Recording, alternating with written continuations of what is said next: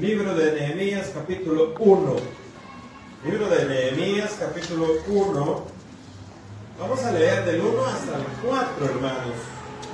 Muy bien, hermanos, cuando usted lo encuentra, me dice un fuerte amén para que todos lo podamos leer juntos. Hermanos, si usted no trae Biblia, ahí está la pantalla y ahí lo va a leer los versículos, hermano. ¿Cuánto lo tienen ya? ¿Cuánto lo encontraron? Al centro de su Biblia, hermanos. Nehemías. Amén. ¿Lo tenemos? Muy bien. Vamos a leer la palabra de Dios, mis hermanos.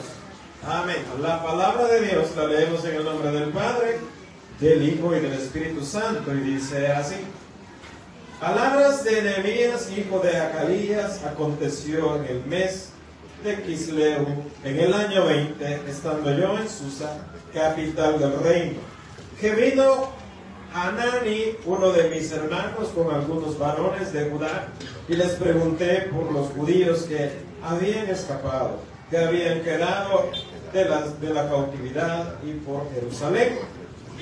Y me dijeron: el remanente, los que quedaron de la cautividad, ahí en la provincia están en gran mal y afrenta, y el muro de Jerusalén derribado, y sus puertas quemadas a fuego.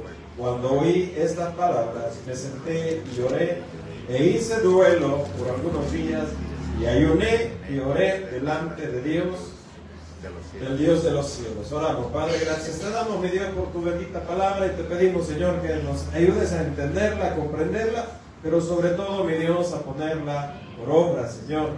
Señor, alimentanos, mi Dios, espiritualmente. Necesitamos de ti, necesitamos tu guía, Señor. Lo ponemos en tus manos, en el nombre de Cristo Jesús. Amén. Puede tomar su lugar, hermano. Muy bien. El libro de Nehemías, hermanos, se trata acerca de la reconstrucción. Pues resulta que el que está hablando aquí, cuando dice en el versículo 1, dice: palabras de Nehemías, hijo de Acalías. Aconteció que en el mes de Quisleu, en el año 20, estando yo en Susa, capital del reino. Quiero decirle que Nehemías se encontraba cautivo, se encontraba en un lugar que no era su ciudad nativa, que no era Jerusalén, no estaba en Israel. Él estaba cautivo, estaba sirviéndole a otro rey, sirviéndole a un, digámoslo así, a un país externo. Él estaba sirviendo, pero vivía él angustiado, y vivía él preguntándose qué fue de Jerusalén, qué fue de sus ciudadanos, qué fue de sus hermanos en Jerusalén y hermanos en general. Entonces, recuerda, hermanos, o le quiero recordar que en esa época no había teléfonos, no había ni telegramas, no había nada de comunicación. ¿Cómo era que recibían los mensajes? ¿Cómo es que se comunicaban? Pues, hermano, fíjese que lo que hacía es que, imagínense usted, le puedo poner una ilustración, que yo aquí voy a mandar un recado o una recomendación o una noticia, una mala noticia o una buena noticia. Yo, fíjate que en la iglesia vamos a tener una actividad el día viernes 6, a las 6:30 de la tarde, vamos a estar orando y clamando, y necesitamos que estén enterados para que ustedes, esa es la nota que yo envío, y necesitamos que ustedes estén enterados para que nos ayuden en la oración. Pero yo le envío 1, 2 o 3 meses con anticipación, y se la doy al portador o al, digámosle, que hace el papel de cartero, de tal manera que agarra su caballo o a pie y se va. Yo esa nota la mandé, por decirle algo, hasta Guatemala, y se va ese personaje y empieza a caminar, y hasta que llega y dice fulano de tal, esto y esto. Así era la manera de comunicarse en esos tiempos. Esa era la comunicación que había. Hoy usted en el mismo segundo puede mandar un mensaje hasta allá al otro lado del mundo. Usted manda un mensaje hasta allá a Australia, y en el mismo momento cae el mensaje. Segundos nada más es lo que se tarda. Algunos de aquí, hermanos, todavía vivieron la época donde había que ir para hacer una llamada telefónica, había que ir ¿a dónde, hermanos? A Antel, ¿verdad? ¿Se acuerda cuando iba a Antel y usted hacía una cita y quería hablar con alguien de aquí, de mismo del Salvador, de San Miguel de Santa Ana, hacía una cita y le decía ahí el del computador, el que estaba el operador, le decía, vaya, ¿para qué hora? A 1 de la tarde. Se ponían de acuerdo con la otra persona y a la 1 de la tarde usted regresaba ahí o se quedaba ahí y ahí se comunicaba. Pero eso en esa época, hermano, no existía tampoco ni los teléfonos. Entonces, de tal manera que viene Nehemías y dice, ¿verdad? Estaba él preocupado. Y aquí lee lo que acabamos de nosotros ver, es que él tenía preocupación en su corazón por ver cómo estaba la ciudad, cómo había pasado, había todavía cautividad, y dice, ¿verdad? Y lo vamos a leer nuevamente, el versículo 2. Vino Hanani, uno de mis hermanos, con algunos varones de Judá, y les pregunté por los judíos que habían escapado, que habían quedado de la cautividad, y por Jerusalén. Y me dijeron, entonces cuando viene la persona, él pregunta, mirá, ¿cómo están allá en Jerusalén? ¿Cómo están haciendo? ¿Cómo les va? ¿Qué hay allá en la ciudad? ¿Ya está mejor? ¿Ya están los muros? O algo, ¿verdad? Él quería enterarse. Entonces viene y le dice, y me dijeron, 2 puntos, el remanente, los que quedaron, miren, de la cautividad, o sea, quedó un grupo ahí en la ciudad. Esos que quedaron en la ciudad, pasaba lo siguiente, ahí en la provincia están en gran mal y afrenta, y el muro de Jerusalén derribado y sus puertas quemadas a fuego. Dice Nehemías nuevamente, cuando oí estas palabras, me senté y oré e hice duelo por algunos días, y dice, ayuné y oré delante de Dios de los cielos. Entonces es una oración intercesora, está intercediendo por su pueblo. Pero hermanos, en primer lugar, las mejores oraciones, las mejores peticiones son las que vienen desde el fondo, desde nuestro corazón. Hay oraciones que usted va a hacer que le van a doler esa oración, pero porque el Señor ve su corazón. El Señor ve su corazón. Cuando usted derrama su corazón al Señor, no al pastor, no al hermano, no para ser visto, sino para que el Señor le oiga, para que el Señor vea su corazón, hermano. Cuando viene la oración desde el fondo de nuestro corazón, Dios obra, hermano. Dios obra. Amén. Dios va a obrar, hermano. Dios va a obrar. A veces nosotros queremos las cosas para allá, ¿verdad? Pero inmediatamente, pero no siempre va a ser de la misma forma, de la misma manera. Dios nos va a hacer esperar, o Dios nos va a contestar en el momento. Solo les puedo decir y les puedo recordar que Dios tiene su tiempo. Y Dios va a decir en qué momento va a obrar en esa petición que usted está haciendo. Algunos están orando por un hijo, están clamando por su hijo. Hermano, mire, doble rodillas por ese hijo, doble rodillas, clámele al Señor y póngalo en las manos del Señor. Cuenta que en la actualidad es un cantante de música cristiana, que en su hogar su mamá siempre fue creyente. Y él desde niño, fíjese hermano, ¿cómo es la cosa? Desde niño él lo llevaban a la escuela bíblica y fue instruido y fue enseñado, pero llegó la adolescencia y llegó esa edad difícil y él le dijo a mamá, yo me voy de la casa porque yo quiero ser músico y yo ya no quiero nada con Dios, porque yo no creo en eso. ¿Y usted cree? Mamá, yo lo dejo todo. Estando en la iglesia. Ese testimonio, hermano, yo aprendo que no necesariamente todo el que está en la iglesia pues va a estar tranquilo y nunca se va a apartar del Señor, hermano. Un niño, desde niño y en la adolescencia llegó y dijo, ya no quiero.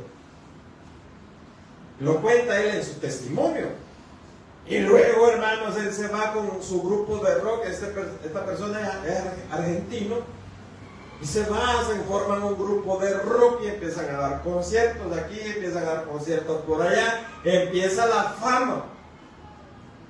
Pero él dice en su testimonio que él siempre veía a su mamá todas las noches orando y clamándole al Señor.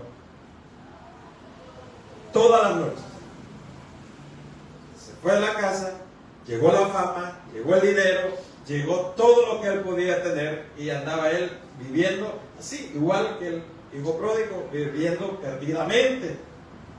La vida loca. Correcto. Así como lo dijo el hermano, viviendo su vida loca. Viviendo su vida loca. Y muchos de nosotros quizás en algún momento hemos pasado por eso. Y bueno, hermanos, él cuenta en su testimonio que empezó a hacer giras ya internacionales. Empezó a salir del país, fue a un país, fue a otro país y así andaba de gira en gira. Y él, drogas, todo lo que usted se puede imaginar. Y ni siquiera una llamada a la mamá, ni siquiera nada, nada. Entonces él cuenta en su testimonio que hacen una gira a México. Y en México llegaron, lo recibieron y estaba en el hotel y todo. Y salieron a comprar algo, a darse una, digámoslo así, a conocer, ¿verdad? A dar una vuelta. Y en lo que andaba, iba con el grupo ahí, ¿verdad? Iban con los amigos y todo. Llegó un carro, lo metieron a un carro y lo secuestran. Cuando los secuestran, lo llevan a un lugar X y le dicen, ¿verdad?, que iban a pedir dinero por ellos y si no, pues ahí iban a quedar. Y dice él en su testimonio que él recuerda que había una ventana pequeñita donde en medio lograba él, cuando le quitaban la venda, lograba ver la luz. Y dice que a uno lo dejaron separado y a él lo dejaron aparte. Y bueno, no entendía, no sabía si estaba con alguien, si estaba solo llegaban, le ponían la comida y él tenía que comer, solo tomaba agua y así. Y como nadie daba una respuesta por ellos, dice que uno de ellos le puso el arma en su cabeza y le dijo, ¿crees en Dios? Y en ese momento dice que él se acordó cuando le dijo a su mamá, yo ya no creo. Pero desde el fondo de su corazón dice que le salió y decir, sí, creo. Saber, le dijo el secuestrador, a saber por qué. Pero la verdad es que no tengo ganas ni de quitarte la vida. Y lo dejó. Después cuenta él que hubo un relajo ahí, hermanos, y no recuerdo bien, pero la cosa es que logró salir. Y ya se había hecho la bulla, ¿verdad? Ya se había hecho el escándalo que la banda completa estaba ¿cómo se llama? Secuestrada. Entonces intervino la policía, un relajo. Lo soltaron, fueron a dejar al hotel, lo llevaron al hotel y dice que allí, en el hotel, en el baño del hotel, él se arrodilló y le pidió perdón a Dios.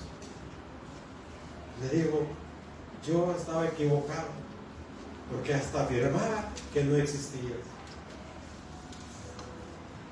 Cuando regresan a su ciudad natal, Argentina, regresan, nadie los estaba esperando. Y a él dice que baja del avión y empieza a salir del aeropuerto, y cuando sale del aeropuerto va viendo a la señora, a la viejecita, esperando su mamá. Corre de donde ella, la abraza y le dice, mamá, perdóname, porque me equivoqué. Y la respuesta de la mamá le dijo, yo sabía que Dios iba a tener misericordia de mí. Y no he dejado de orar desde el día que te fuiste de tu casa. No he dejado de clamar, y vos te vas a hacer sierva, Señor, vas a ser útil. La oración de una madre, hermano, bueno. Amén. La oración de un padre también. Pero aquella oración que viene del corazón, hermano. No, porque mire, hay que decirle al Señor, yo te pido que me dé para la comida, Señor. Yo te pido, Señor, que yo necesito una camisa. Eso está bien, hermano, mire, si es nuestro papá y a él tenemos que pedirle, pues. Pero cuando viene con dolor, hermano, cuando alguien está a punto de perder su casa, cuando ya le mandaron un montón de notificaciones, Cuando fue a tratar de arreglar la cosa, cuando le notificaron todo y fue y le dijeron, no, miren, su casa ya está embargada prácticamente, ya su casa se va a poner a la venta y usted ya la perdió prácticamente. Entonces una familia, cuando está en esa situación, una familia clama al Señor y le dice, Señor, ten misericordia, pero le avance desde el fondo del corazón, hermano. Y Dios da una respuesta. Dios da una respuesta. Y yo le he contado anteriormente 2 testimonios de una persona que ya le iban a quitar su casa. Se le entregó al Señor y le dijo, Señor, tú me la diste y ahora, Señor, te la entrego. Pero ten misericordia de mi familia, ten misericordia de mí, dame una oportunidad más, Señor. Y el Señor le abrió la puerta y le dieron otra oportunidad. Y no perdió su casa. El Señor obró bien, le hizo el favor, pero no siempre igual. Porque conozco otro testimonio de otra persona que igual le sucedió lo mismo. Le entregó a todo el Señor. No pasó nada. Le quitaron la casa, se le embargaron y adiós. Pero hermanos, ¿es Dios malo? Claro que no. Pero Dios va a hacer su voluntad siempre. Dios va a hacer su voluntad, Él es soberano y lo debemos de respetar. Nehemías desde el corazón muy dolido le dijo, Señor, me duele lo que está viviendo el pueblo, lo que está viviendo Jerusalén, me duele, Señor. Y se clama, hermanos, el clamor es hablarle y decirle, Señor, aquí estoy. Y muchas veces usted va a llegar a la presencia del Señor y usted no va a encontrar ni qué decirle, hermano. Ni qué decirle, solo simplemente siéntese. Ya, aquí estoy, Señor. Aquí estoy. El Señor, hermano, no busque en nosotros aquellas oraciones de mi Dios Todopoderoso, Padre Eterno, Dios de la gloria. Y estamos buscando palabras rebuscadas, ¿verdad? Y tú eres, está bien, hermano, si usted lo quiere hacer así, está bien. Está bien, pero el Señor no anda buscando esas palabras rebuscadas. Yo solo me imagino que uno de mis hijos llegue y me diga, oh Padre amado, tú eres grande en bondad, papá. Y yo sé que nunca me dejas aguantar hambre, papá. Pero yo no necesito que este día me des una bendición, papito lindo y que no sé qué, ¿verdad? Y yo te he dicho, ¿qué te pasa, vos? ¿Qué onda, vos? ¿Qué onda, hijo? Mira, fíjate que necesito comprar algo. Bueno, compralo. Pero es que no tengo. ¿Crees que me puede dar algo? ¿Qué vas a comprar? Es que necesito para la universidad. Y es lo que te di la semana pasada. No, es que fíjate que almorcé esto, y que no sé qué, y lo otro, y gasté en esto, y que no sé qué. Y me lo pidieron y no sabía. Ay, no te preocupes, ya voy a ver. Y si yo no tengo, hermano, ¿qué hago? Veo cómo le resuelvo. Papá, hermano, para sus estudios, ve cómo resuelve. Ahora, si viene y me dice, porque ya me lo han dicho también, ahí sí ya no me dicen, ¿qué onda, papi? Fíjate que quiero un iPhone. Yo también, le digo. Yo también quiero otro, le digo yo. Yo también quiero uno. ¿Y me lo puedes comprar? No, no puedo. No puedo, hermano. No puedo. Vaya. Está bien, pero ahí muera. Pero, hermano, pero lo intentó. Lo intentó. Él lo intentó en pedir. A ver, ¿verdad? Tal vez se le cae algo viejo, digo, pero no le cayó nada. Entonces, hermano, ahora bien, yo soy un ser humano con naturaleza pecaminosa, con naturaleza de maldad, como todo ser humano, así que no me vea que solo yo, usted también. Amén, hermano. Pero tiene misericordia y tiene amor para con sus hijos, y usted dice, bueno, voy a ver cómo le resuelvo a mi hijo. Ahora nuestro Dios Todopoderoso,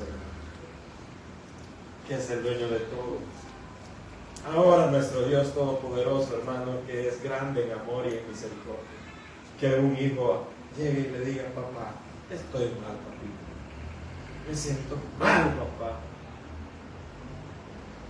ya viste todo lo que me está sucediendo, papá. Pero es que es así, una plática del corazón, hermano. Es que mira, papá, yo ya lo intenté varias veces. Ya lo intenté y no puedo salir de esta situación, Señor. Yo sé que le hago daño a otras personas, yo sé que me equivoco, yo sé que no debo de actuar así, pero vuelvo a lo mismo, papá. Pero que estoy, yo sé que solo usted me puede ayudar. Pero es una oración del corazón. Cuando usted le está clamando a su Padre, a nuestro Padre eterno, a nuestro papá, y le está diciendo: no puedo yo solo. De repente, hermanos, a veces uno quiere resolver todo en la vida.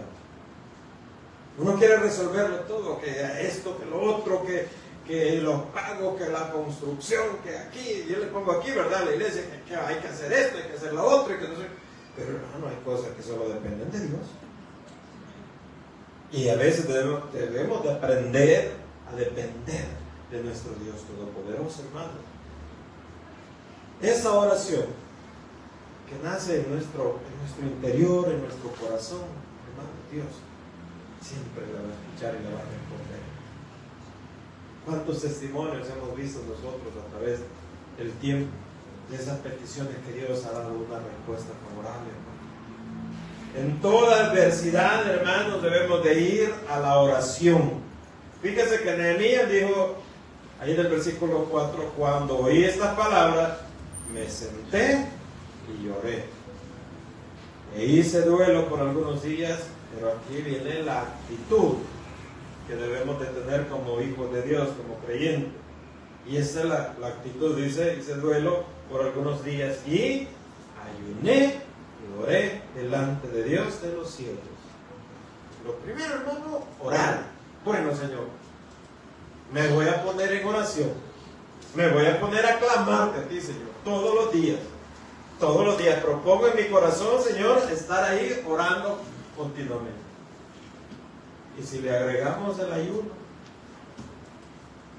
a la disciplina espiritual del ayuno, y no nos equivoquemos, que el ayunar no significa que yo le voy a doblegar el brazo al Señor. Claro que no, porque el Señor siempre va a hacer su voluntad. Entonces, ¿para qué es el ayuno?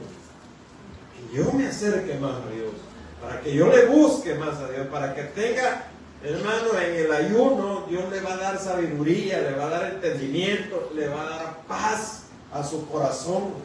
Amén. Y muchos de nosotros necesitamos esa paz en el corazón. Muchos de nosotros estamos pero atribulados, hermano.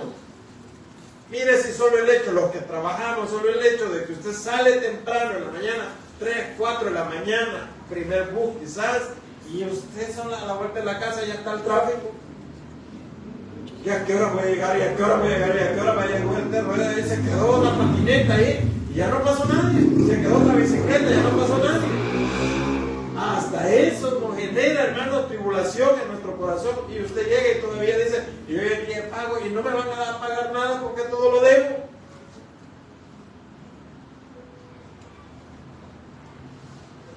Y todavía usted angustiado porque no le dejó nada de comida a su familia.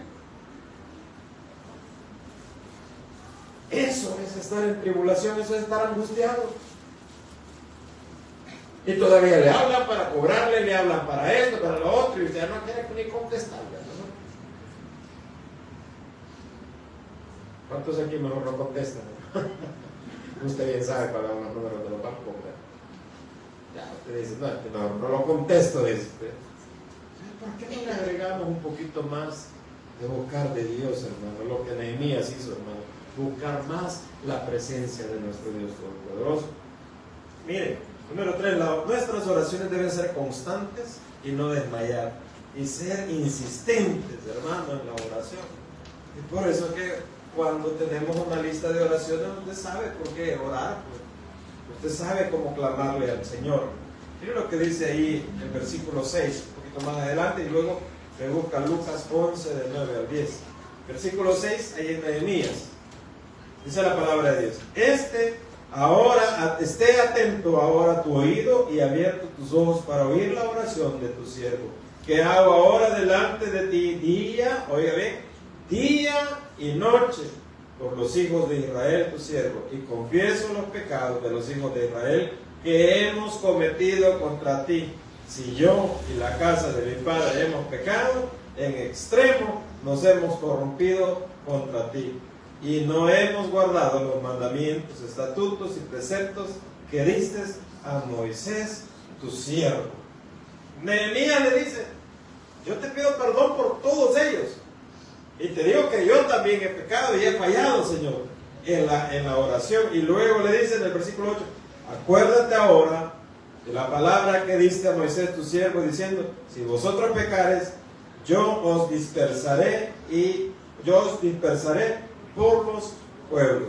Pero, oiga bien, y aquí viene el pero si os volvieres a mí y guardaréis mi mandamiento y los pusieres por obra, aunque vuestra dispersión fuera hasta el extremo de los cielos, de ahí os recogeré y os traeré al lugar que escogí para hacer habitar ahí mi nombre. Pero si te arrepentís de todo corazón y volvés al Señor, entonces esa oración será escuchada. ¿Cuántos aquí no pecaron en esta mañana, en este día? Nadie. Todos nos hemos equivocado de pensamiento, de acción. Pero dice el Señor: nuevas son cada mañana las misericordias.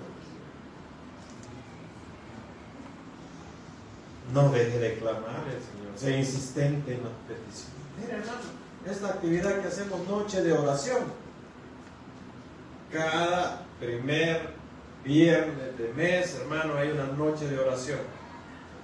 Anótela. No porque el pastor la va a leer, no, hermano, porque cuando usted la anota, Dios ya sabe. Incluso la Biblia nos dice, hermano, que antes que nosotros pidamos, el Señor ya sabe de qué tenemos necesidad. Pero anótele, sea insistente. Una vez más, Señor, te pido esto. Una vez más, Señor. El Señor va a orar.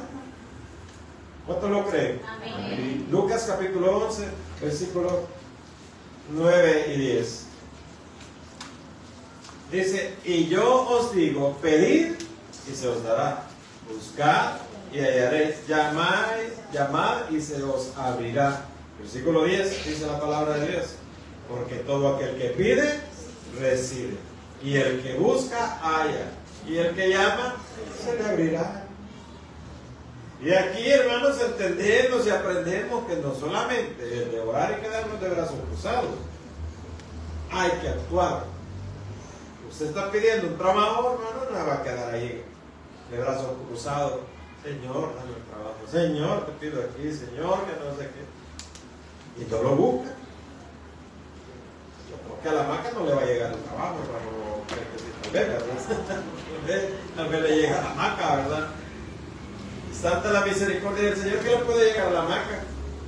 Señor, no hay nada que comer en la casa, Señor, nada. Pero mire, las madres, las mujeres tienen ese don que Dios les ha dado. No hay nada que hacer y van a la refri y encuentran un tomate de esos. Ya he visto tomate, hermano, todo abandonado en una esquina de la refri. Pero aquí todo hermano, todo aturrado, hermano, todo así, que nadie da un 5 por ese tomate. Viene la señora, lo saca, un tomatillo, dice, vaya, aquí lo agarré, y ve unas 3, 4 tortillas todas tiesas ahí, hermano, la pone en agua, la humedece y de repente, hermano, hasta migajas de queso encontró en una bolsa y empieza, pero inventa, resuelve y le quita el hambre a sus hijos. Tienen ese don, hermano. Pero está clamándole al Señor y dice: Señor, ayúdalo, provee. Hay un pastor que contaba una ilustración, hermano, que decía que cuando un compañero de él estaba estudiando teología, no tenía nada que comer y se puso a hervir piedras. Y dice: hermano, qué locura. Y estaba hirviendo la piedra, ¿verdad? Y de repente orando, Señor, provee, Señor, para este guiso. Y de repente llegó alguien. Mira, fíjate que aquí te traje estos tomates. Chale, metió los tomates al agua hirviendo. Y ella siguió orando, Señor, provee, Señor. Mira, que otra vez otro. Mira, fíjate que este pollo no va a arruinar, aquí está el pollo. Raja el pollo para adentro. Estaba la sopa de pollo, pues, hermano. Y así hasta que se echó su buen sopón, hermano. De repente usted va por la calle y quizá ve una gallina ahí caminando. Usted dice, uy, no, hermano, esa tiene dueño. Esa tiene dueño, hermano. Entonces, uy, ahí va una gallina, bendición de Dios. No, hermano, esa tiene dueño. Un día de esto que veníamos de San Miguel y había un montón de gallinas ahí en el patio, y le digo yo a mi familia, esa gallina, llevamos a hacer un sopón allá, ¿verdad? Y no le decimos a nadie, ¿verdad? Aquí que quede entre nosotros, ¿verdad? Le aseguro que me bajo del carro a agarrar esa gallina y salgo en TikTok. Me hago famoso. Y todavía viene pastor, roba gallina. Ay, imagínense, hermano. Come gallina. Come gallina. Come gallina, roba gallina. Hermano, imagínense. No, ¿verdad? Tampoco vamos a ir a eso. Me voy a rebuscar y voy a hacer lo que sea para que tener algo. No, hermano. Estamos clamando, estamos orando al Señor. Pero también hay que saber esperar el momento, el tiempo de nuestro Señor. Porque Dios siempre va a proveer, hermano. Siempre nos va a ayudar. Debemos de confiar en Él. Clamarle al Señor desde el corazón, hermano. Mire, tocad, dice, toque y se les abrirá. Buscad y hallaréis. Y todo lo que pidamos en el nombre del Señor, pues, hermanos, a veces aquí nos vamos al extremo, ¿verdad? Todo lo que pida, sí, voy a pedir un helicóptero. No, hermano, no vamos a eso. Todo lo que se pide conforme a la voluntad de Dios, Dios lo puede dar. Pero siempre debemos de buscar primero la voluntad de Dios. Siempre debe ser la voluntad de Dios. La oración, hermano, debe ser con humildad. ¿Cómo yo le voy a llegar imponiendo al creador del universo? Papá, ya tengo tanto tiempo de ser creyente y todavía te sigo orando, papá, ¿y por qué no me has contestado? No, hermano. Digamos con humildad, ¿verdad? Señor, otra vez, lo mismo, Señor.